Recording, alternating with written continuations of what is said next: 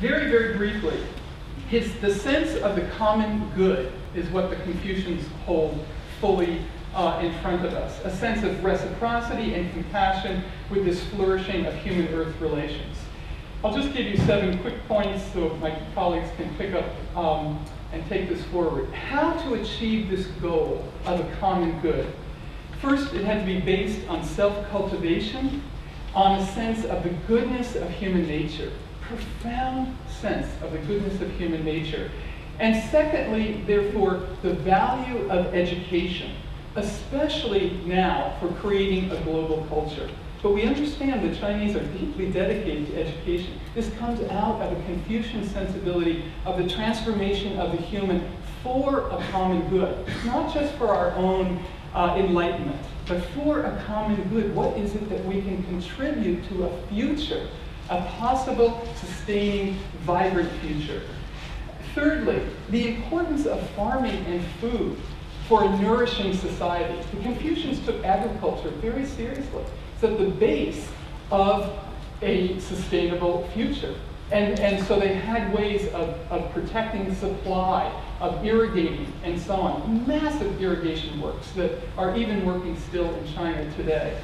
Thirdly, they had an understanding of alternative technologies.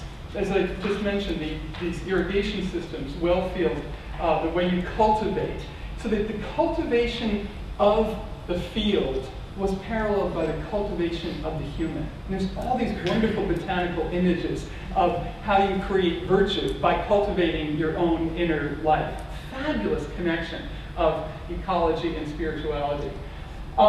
Fifth, humane government was central and based on moral leadership. The power of this for those who led the society. So a civil servant had to take exams on the Confucian classics so that they would become moral leaders. Can you imagine? For a common good. The civil society, civil service exam system, by the way, was picked up in Europe and in the US, but comes from the Chinese.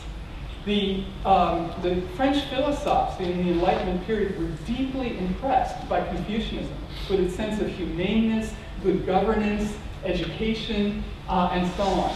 So the influence of Confucianism is still not fully explored, but very much present in a sense of good leadership. Almost no other religion has this, you see, built into its sensibility. The public good, but also training leaders.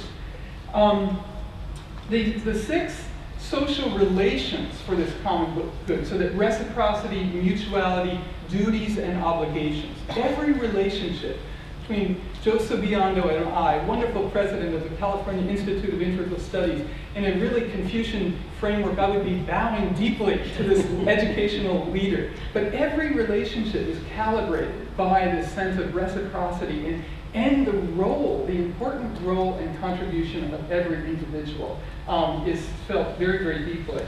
Finally, the cosmological framework of Confucianism had an immense influence on Thomas. All of these points did, as I say.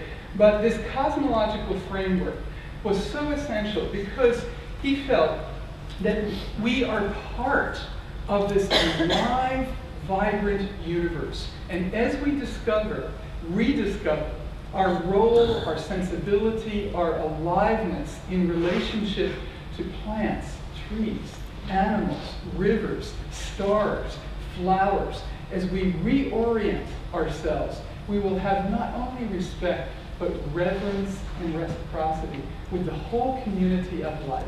That earth community, even that word that he gave us, comes deeply out of the sense of a Confucian life system. Thank you very much.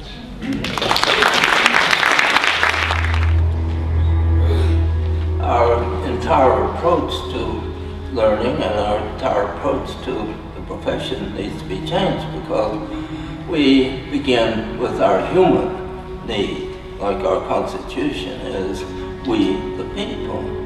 Now, we leave out the rights of everything else on the planet because we're primarily relating to the human. And medicine tends to begin with the human.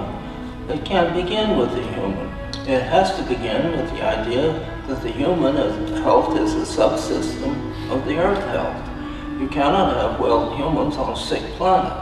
You cannot have a viable human economy by destroying the earth economy. In other words, we need to move the basic referent from the human to this larger context of things.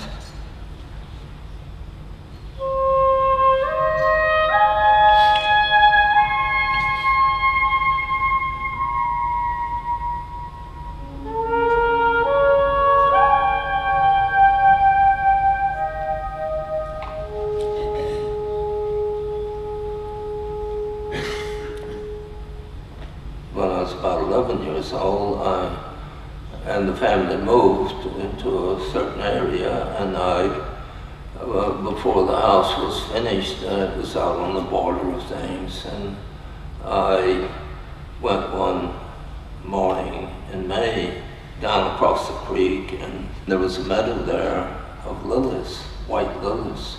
The grass was 8–10 inches high, but the lilies grew just above them. And that became normative for me. All my life, that has been my referent.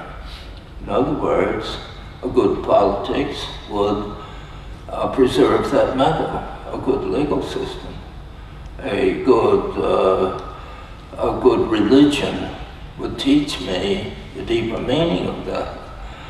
Good economics would learn how to so cultivate land that the meadow would be preserved. And so it became, in a sense, normative for my response to the various events of life.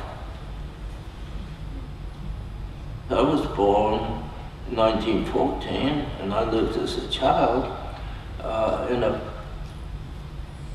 So that is a video called Thomas Berry Speaks. Marty Ostro made it, and if you go to thomasberry.org, you will find a lot of materials on Thomas, including the memorial service that we did at the Cathedral of St. John the Divine in September for him, and the speeches and so on are there.